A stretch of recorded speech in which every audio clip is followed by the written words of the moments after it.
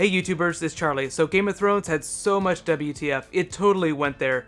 We got to see a couple new characters for the first time, and we got two of our big, major Season 4 events. So just a quick reminder, round 2 of the giveaway starts now. All you have to do to participate is be a subscriber and leave a comment below on this video. So because there's so much to talk about from the episode, let's just get right in it. I'm going to do my top 5 WTF moments and then my review. So careful for spoilers if you haven't seen anything yet, but here we go. Number 5. Ramsay Snow takes Theon and heads for Moat Cailin. This is a little different from the books, but essentially Ramsay is trying to get recognized as an official heir of the Dreadfort. In order to do that, he has to take Moat Cailin in the north. It's going to bring them closer to Theon's sister and her force of Ironborn, so it seems like they're setting them up for a big battle between the Flayed Men and the Ironborn later this season. Think of it as like a slightly less epic version of the fight that's coming between the Wildlings and the Night's Watch. I thought it was interesting that Theon had just found out about the Red Wedding for the first time, and I have to give a bonus shout out to the hunting scene at the beginning. Those two women you saw, both the one shooting the bow and the one being shot, were the women that Ramsay used to torture Theon with sex last season. Number 4, the jousting dwarves at the Purple Wedding. Everyone had been asking me if the show was going to use them since they were such a defining moment from the wedding banquet in the books, but I had no idea and was just as surprised as everyone else whenever they came pouring out of the lion's mouth. As messed up as it was just to degrade the dwarves by making them play act the War of the Five Kings, did you see the looks of horror and rage on everyone's faces? Even Tywin was pissed off, but it was Lady Olenna's face that was the best, the Queen of Thorns. Just pure daggers shooting out of her eyes. I didn't see any dwarves that resembled Penny, but if you thought you spot her, just let me know in the comments below, because she's actually a pretty big character in the book. The music that played under all of this was the Reigns of Castamere, if you didn't hear it right away. There were a few different versions of it throughout the wedding, some with lyrics and some that was just the music itself. But it was playing in the chapel during the ceremony, when the singers came out later, then during the jousting, and during Joffrey's death scene. I will say that I thought the most disturbing dwarf jousting moment was when the one was just mounting the wolf's head skull at the end and Sansa was just looking on. That was when the Reigns of Castamere just swelled up underneath and it got really depressing and sad. Number 3, Bran wargs with the weirwood tree and sees everything. It was hard to tell, but Bran was actually seeing everything that the weirwoods had seen all over the planet.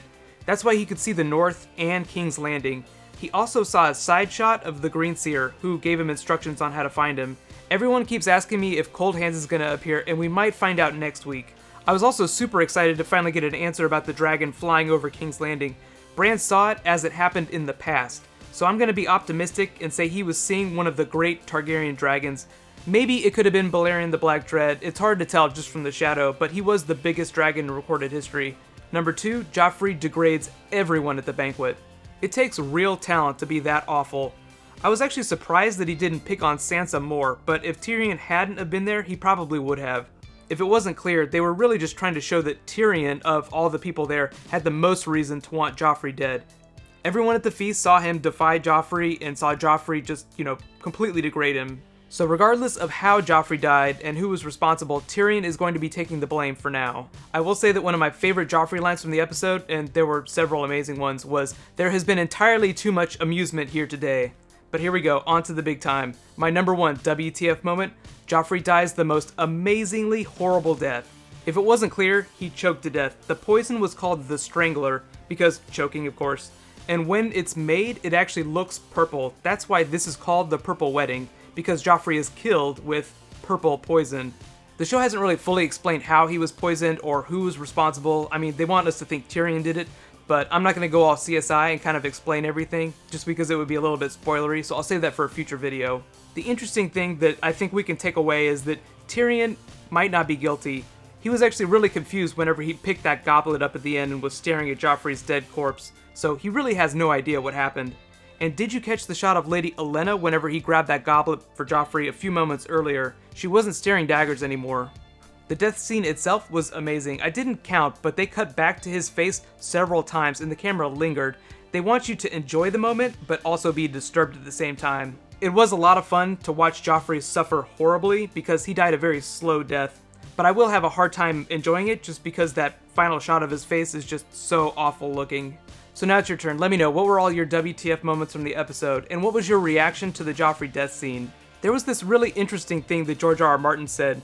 He mourns his villains just as much as he mourns killing heroes.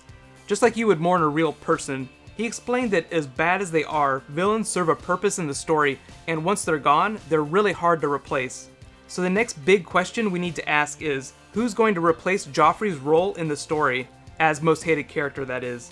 I nominate Ramsay Snow, but leave your suggestions in the comments below if you think there's someone more evil than Ramsay.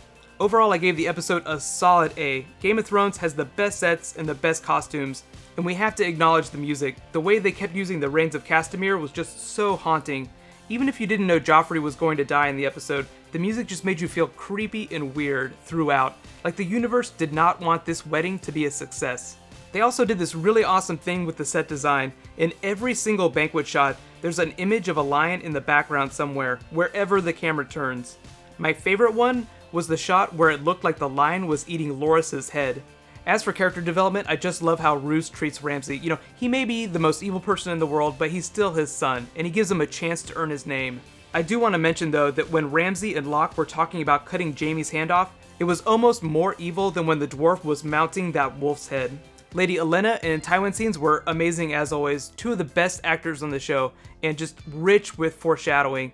Don't you wonder though, will Tywin ever have any fun before he dies? I'm actually kind of wondering that.